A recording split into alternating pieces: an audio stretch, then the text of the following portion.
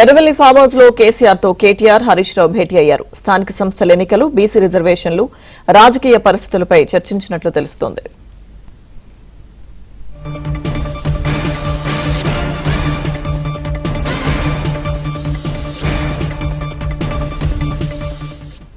Erravelli farm house లో కేసీఆర్ తో కేటీఆర్ హరీష్ రావు భేటీ అయ్యారు. స్థానిక సంస్థల ఎన్నికలు, బీసీ రిజర్వేషన్లు, అలాగే రాజకీయ పరిస్థితులపై చర్చించినట్టు తెలుస్తోంది. అప్డేట్స్ మా ప్రతినిధి నరేష్ అందిస్తారు.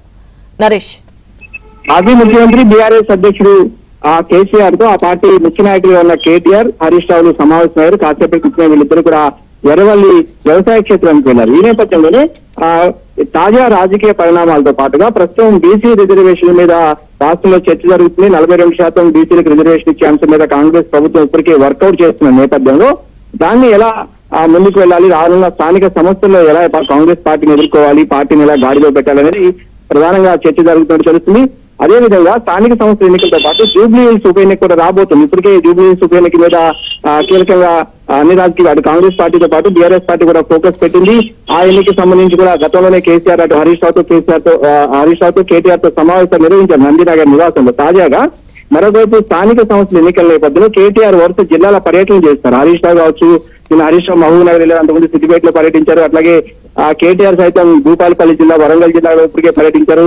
తాజాగా సిరిసిల్లలో వెళ్తారు. అంటే ఆయా జిల్లాల వారీగా నియోజకవర్గాల్లో ఉన్న ముఖ్య కార్యకర్తలతో సమావేశమయ్యి స్థానిక సంస్థల ఎన్నికలకు సిద్ధం కావాల్సిందిగా కేటీఆర్ పదే పదే కార్యకర్తలకు పిలుపునిస్తారు. ఎందుకంటే ఈ ఎన్నికలు బీఆర్ఎస్ పార్టీకి అత్యంత కీలకం. 2023 అసెంబ్లీ ఎన్నికల ఓటమి, పార్లమెంట్ ఎన్నికల ఘోర ఫలితాల తర్వాత ఎమ్మెల్సీ ఎన్నికల్లో కూడా పోటీ చేయకుండా బీఆర్ఎస్ పార్టీ దూరంగా ఉంది. ఇప్పుడు స్థానిక సంస్థల ఎన్నికలు ముఖ్యంగా ఎంపీటీసీ, జెడ్పీటీసీ స్థానాలు పార్టీ సింబల్ మీద, గుర్తుల మీద జరుగుతాయి కాబట్టి ఈ ఎన్నికల్లో మెజారిటీ స్థానాలు కనుక సాధిస్తే రానున్న ఎన్నికల్లో బీఆర్ఎస్ పార్టీ అధికారంలోకి రాబోతున్న సంకేతాలను ఇప్పటి నుంచే ప్రజల్లోకి పంపాలనేది బీఆర్ఎస్ పార్టీ ఆలోచన ఉంది. ఇందులో భాగంగా ఈ రోజు ఒక సమావేశాన్ని అయితే నిర్వహిస్తున్నారు. Right, thank you Naresh.